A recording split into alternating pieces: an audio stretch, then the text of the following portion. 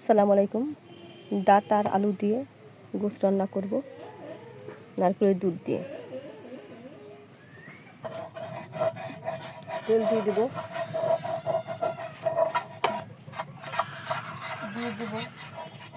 দুইটা তেজপাতা, এলাচ, দারচিনি। এখন দিয়ে দেবো পেঁয়াজ। পেঁয়াজ বেরেস্তা করা হয়ে গেছে।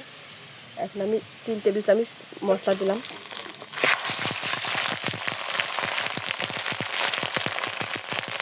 সাথে নারকেলের দুধ দিলাম মশলাটা কষানোর জন্য।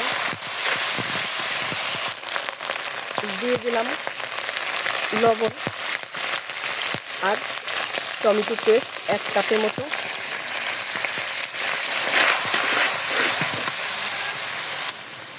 দিয়ে দেবো কাঁচামরিচ কয়েকটা কাটা, 2 টেবিল চামচের মতো দিয়ে দেবো শুকনো মরিচ পুরো, 1 চামচের মতো দিয়ে দিলাম হলুদ গুঁড়ো। এখন আমি মশলাটা ভালোভাবে কষিয়ে নেব। মশলাটা আমার ভালোভাবে কষানো হয়ে গেছে। এখন আমি গোশতগুলো দিয়ে দেবো। গোশতটা দিয়ে আমি 1 মিনিট ভালোভাবে নিয়ে করে নেব। 1 মিনিট সময় তো আমার গোশতটা কষানো হয়ে গেছে। এখন আমি আলু আর ডাটা দিয়ে দেবো। এটাও 1 মিনিট মতো নিয়েছি আমি। আমার 1 মিনিট মতো নাড়াচাড়া হয়ে গেছে। এখন আমি নারকেলের দুধ দিয়ে দেবো। কষানোর জন্য আমি 2 মিনিট ঢাকনা দিয়ে ঢেকে রাখবো।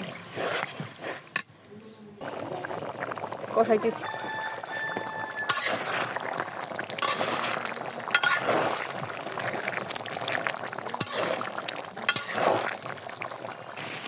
দেখুন আমার গোশতটা কষানো হয়ে গেছে, তেল উঠে গেছে। এখন আমি হালকা একটু পানি দেবো। আমার রান্না প্রায় শেষ পর্যন্ত। এখন আমি এলাচ আর জিরা, 3টে এলাচ আর 1 চামচ জিরা গুঁড়ো করে রেখেছি তা দিয়ে দিলাম।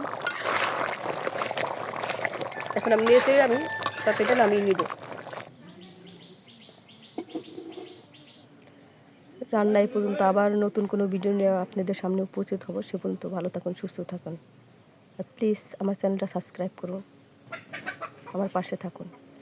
আসসালামু আলাইকুম রহমতুল্লাহি ওয়া বারাকাতুহু।